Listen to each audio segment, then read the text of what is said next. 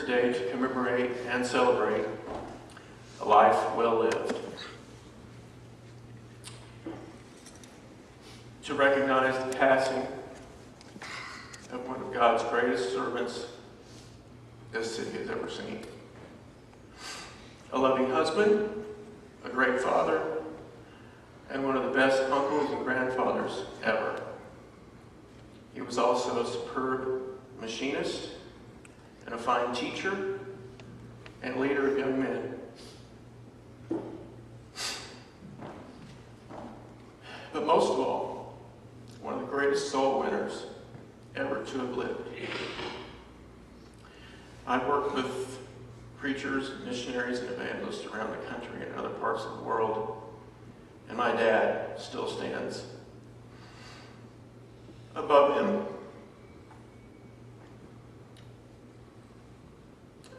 As the most consistent and faithful personal witness for Christ I have ever known. I know of no other man that is not on TV who has brought more people into the kingdom of God than my dad. I believe as we're standing here, this very moment, I believe he's still meeting people in heaven that he helped bring there. And this is no small thing, because this is eternity we're talking about, not just helping people out for a few moments. He helped establish heaven as a lot of people's home for all of eternity. He sacrificed a lot to do that. I believe Jesus right now could be standing there and introducing death to those people, those who went before him, those whom he led, whether it be in the trucker's ministry, prison ministry, someone on the street, down at the grocery store, on an airplane, at a restaurant. As you know, if you hung around Dad long enough, you know he had no problem bringing up the Lord in any situation. Like Brother Gary said, the true gift of evangelism. And, my dad. But, he always did it because he cared about their soul. Dad learned early on the value of a man's soul. And he always had a way of cutting through to what was important. And I'm very proud, very, very proud.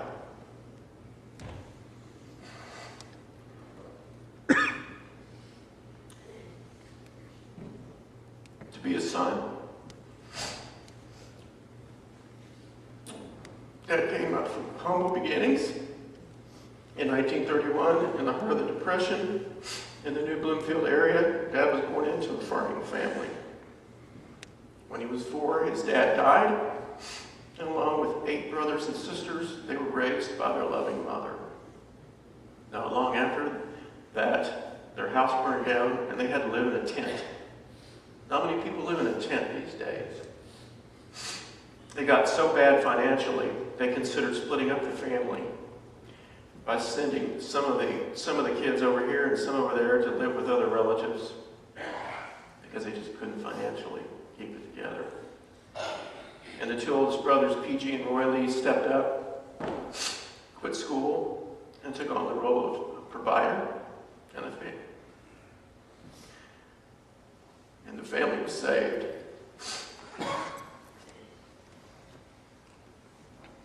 Dad truly had a wonderful life.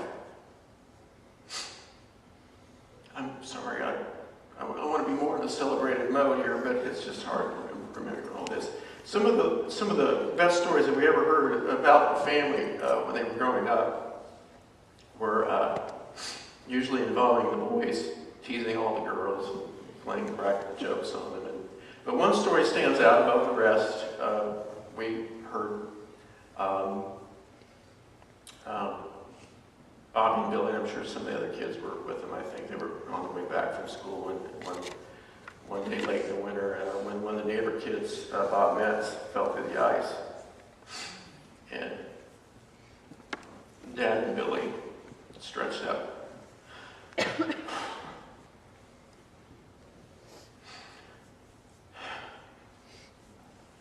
across the ice and saved Bob Metz's life.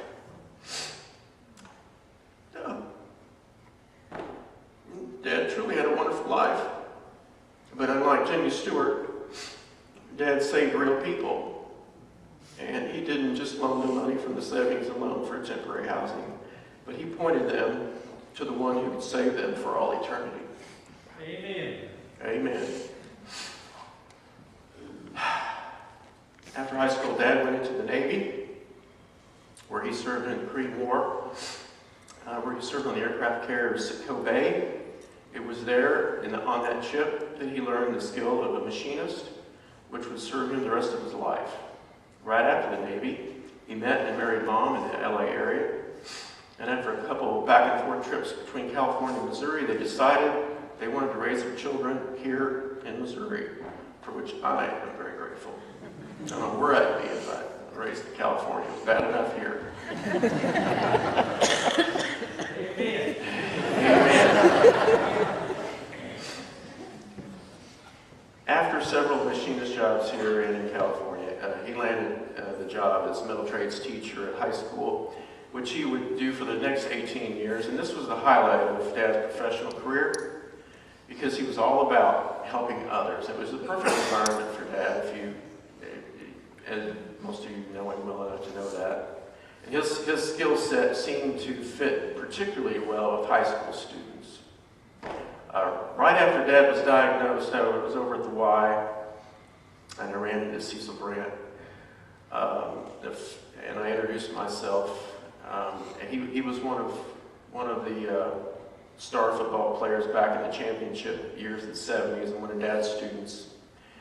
Him along with Tony Galbraith and Homer, they were one of the first ones to come visit Dad. The very first words out of Cecil's mouth was, as soon as he knew who I was, he said,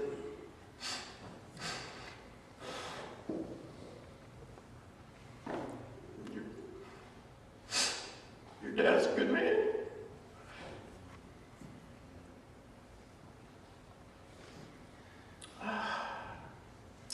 There's no telling how many students that Dad helped save from dropping out of school during those years. He was very instrumental in a lot of their lives, and he loved those guys. We loved him right back. Amen. Lyle Moore came to the house right after he heard of Dad's diagnosis. He was a fellow faculty member with Dad during those years, and he sat in our living room, and he told him, "You're the greatest man I've ever known."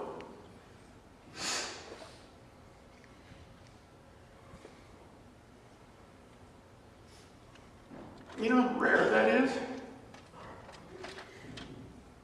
For even someone to consider saying that about you?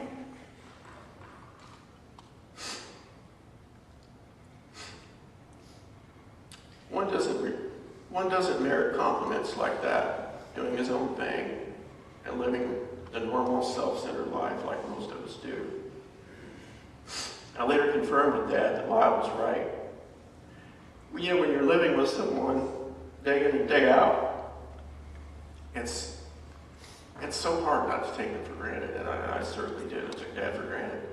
That's my greatest regret. It's not words that I said. I mean, I had to ask Dad to forgive me for all the things that I did back in the day, and of course we reconciled all that.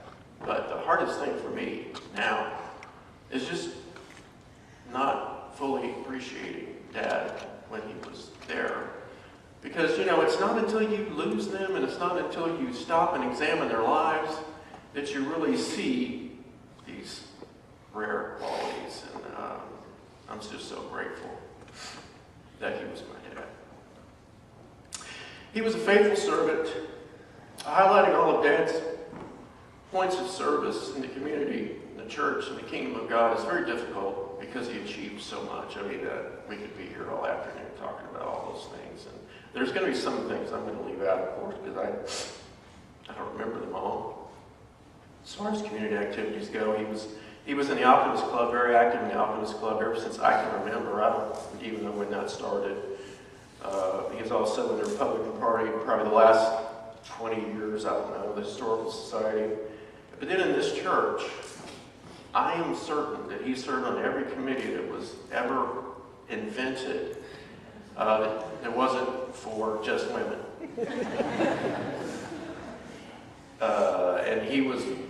And that includes chairman of the deacons, chairman of the trustees, bus ministry, Sunday school, prayer breakfast, and he was very instrumental in the plans to tear down the old church. I still remember that, and build this one. Very instrumental in that. And he was on the building committee, and so very instrumental in all that. Also, Dad was involved in foreign missions as well.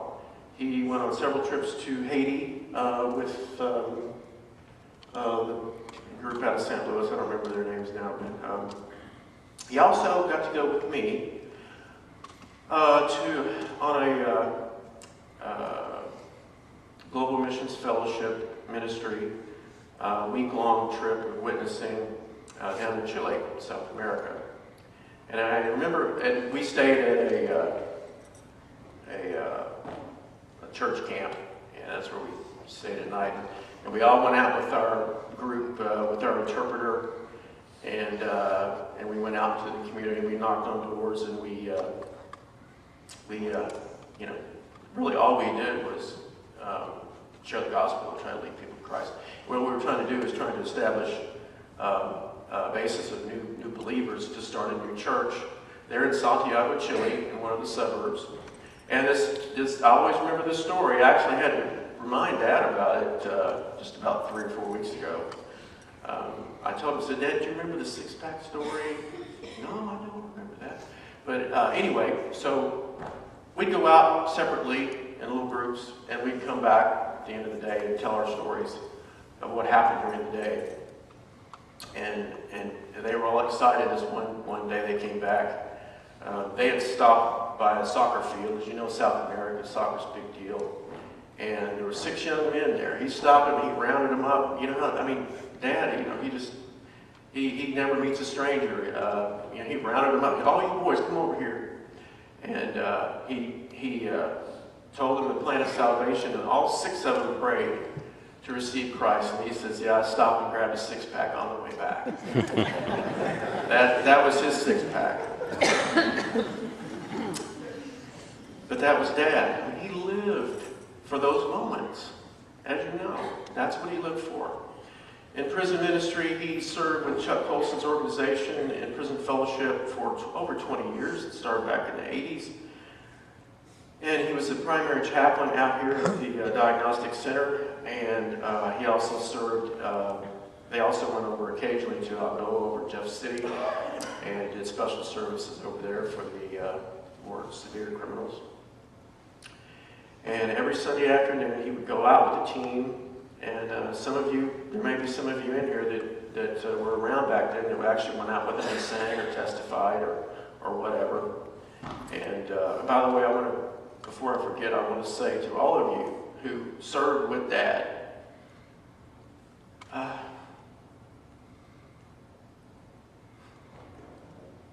know he would want to say thank you for every one of you, especially those in the truckers ministry in the last 20-some years, whatever, since 1982, however long that's been. Truckers ministry started in 1982, and he worked with it from the very beginning, and eventually he took over the leadership of that role. And for many years, the prison ministry and the truckers ministry overlapped. You remember that, Mom? How many times I would call on Sunday night. I usually talk on Sunday nights. I would call and I'd like to have $20 for every time Mom said, Dad's at Truckers. Dad's in prison ministry. And he missed a lot of football games. He missed a lot of naps in his easy chair out serving others. There's something unique about these ministries. I don't know if you've ever thought about it, but I certainly have in the last month. These are the kind of ministries that no one wants to do. There's no money in it. There's very little recognition.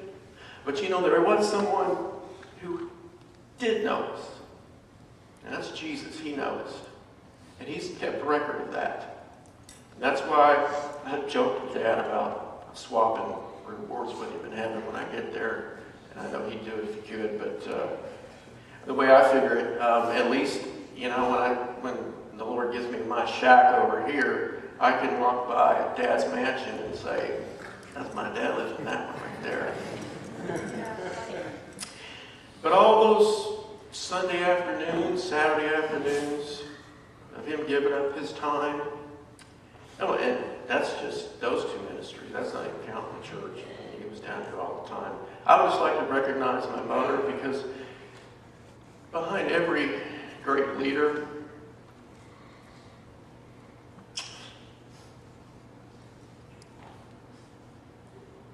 every effective leader, there's someone behind them that's strong and is the enabler. Mom was the enabler for Dad.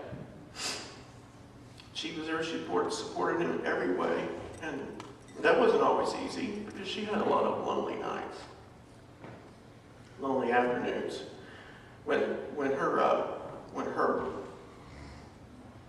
partner was out serving the Lord. And just want to say thank you, Mom, for being that strength to him.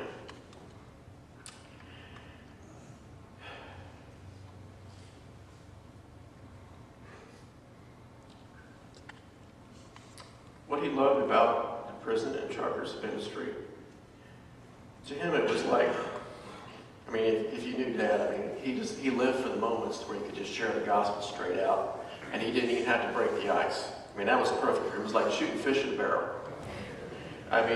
These people actually showed up to hear the gospel, and Dad's all about that. Both guns blazing, and you're going to get it, and they did, and that's what he lived for. He really, really, really did live to share the good news of Jesus, and he was very effective at it. Very, very effective. That's what he loved about the prison ministry, because I went out there a couple times with Dad at the prison ministry, and they would just truck them guys in, put them in a line, and they would come single file and right up there and fill up that room. And kaboom, you start singing and preaching and share the gospel. And all of you know, the truckers come in out there at the ministry, and they come in, they file in that narrow little room with the chairs, and they're there to hear the gospel, and they get it. Dad loved it. That was him to a T. That's why he loved it. He never slacked off on that at all.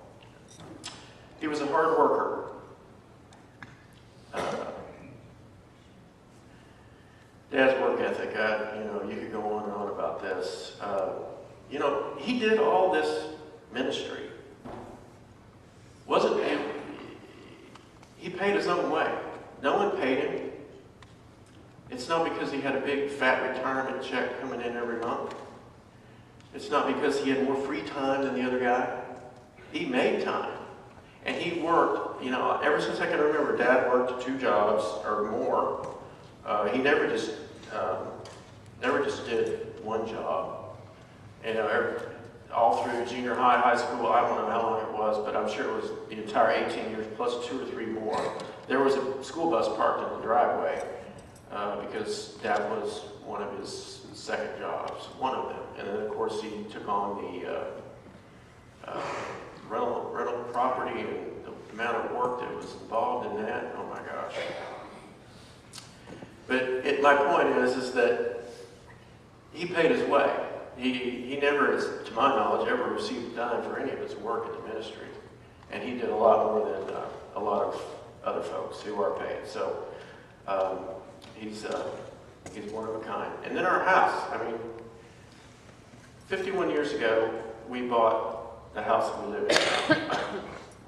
And if you were been around then, this house was built in 1863.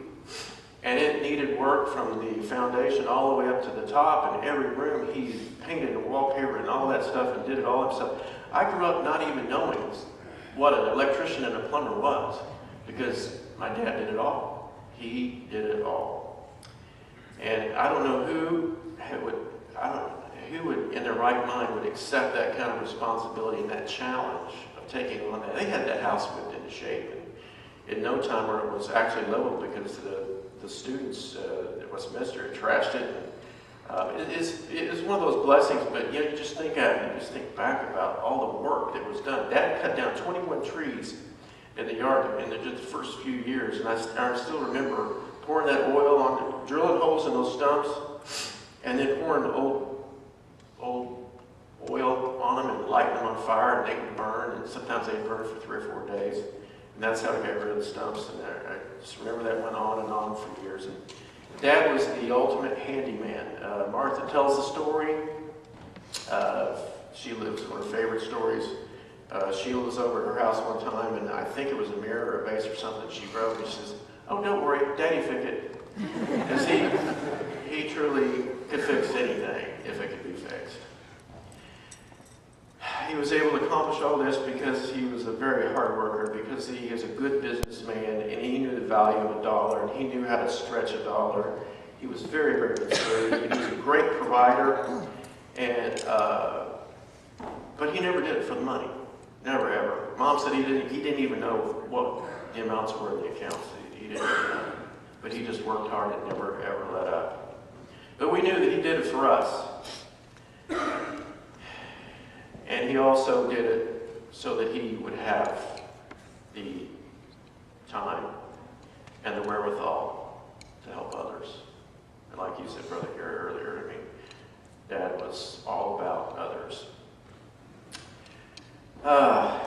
Dad was the best dad, the best uncle, the best grandfather, and as a lot of people have said, just in line this morning, he was the best Christian. I mean, it's not that any of us live up to what Jesus was, but he exhibited Christ-like qualities in so many ways, and he was the kind of Christian that really I want to be, really, and he was the example.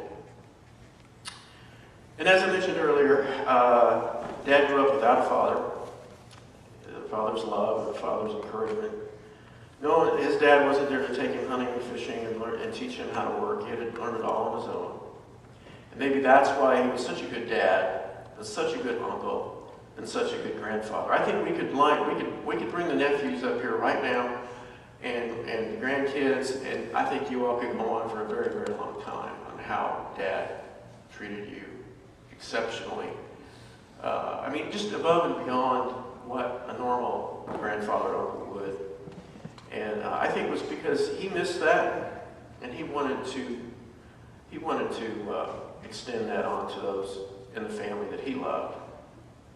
And many have said in the last few weeks that Dad was the dad they never had, or Dad was the man who filled in the gaps from perhaps more of an absentee father, or one that just wasn't really there for them. And I appreciate you guys saying that. And I know that Dad looked at all of you like that. He really loved his extended family, and a lot of others as well. Another godly quality. This is a godly quality, extending fatherhood to those who don't have. Because in Isaiah it says, "I will be a father to the fatherless." And it meant a lot to a lot of you, I know. Grandkids and nephews, when they would come to hunt on our farm, I don't know if you guys know this, but I certainly did. You all always got the best spots. If you've noticed in some of these pictures of Dad with deer, there's usually another kid there along with him, with the deer. Dad rarely got to be in the best stand on opening day, which those of you deer hunters know that's the best time to get a deer. And if whatever nephew it was, whatever grandkid it was in town for the hunt, they got the best spot every time. And those are the kind of things I took for granted, but being a deer hunter, I knew how much, because he wanted to shoot one too. And, but he always gave up that spot. That was Dad. He was the most unselfish person I've ever known.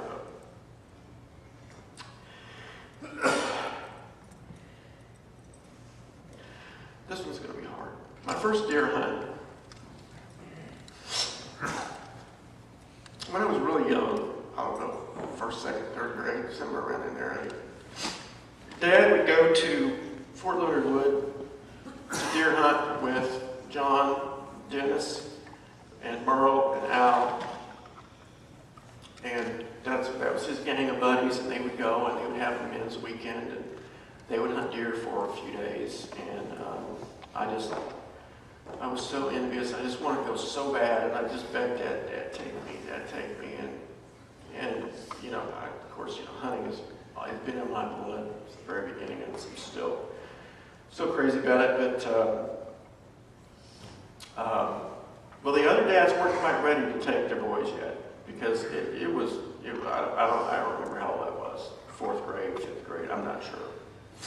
But I was almost too small to hold up that shotgun that I used.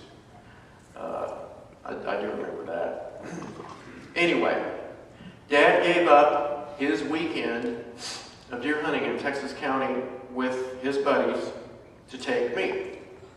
And we went out and we hunted on Andy Kay's place, and we didn't see any deer, but it's still to this day the most memorable time of my life, because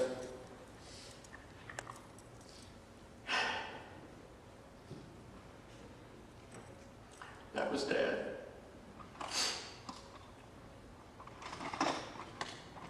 He gave up his fun for me.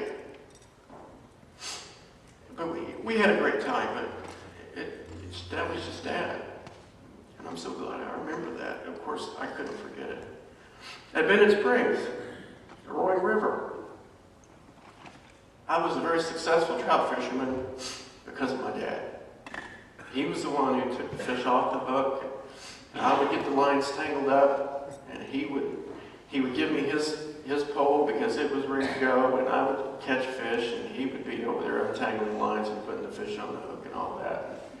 And he did that not just for me, but he did it for Sheila and other kids too. You just remember those things, and it's very, very special. He's again in the background, helping others. And then the grandkids. Dad always had time for the grandkids and the nephews, but the tractor rides, I think that tractor got more time with grandkids than it did mowing the lawn. But he was always, we got some great pictures of Dad, but I do want to stay on there. We're going to be looking at that in just a second. But my teenage years, those were the years that I experienced Dad's Christ-like character more than any other. I gave him and Mom many reasons to reject me, to condemn me, to cast me out, to say harsh words to me. They never did.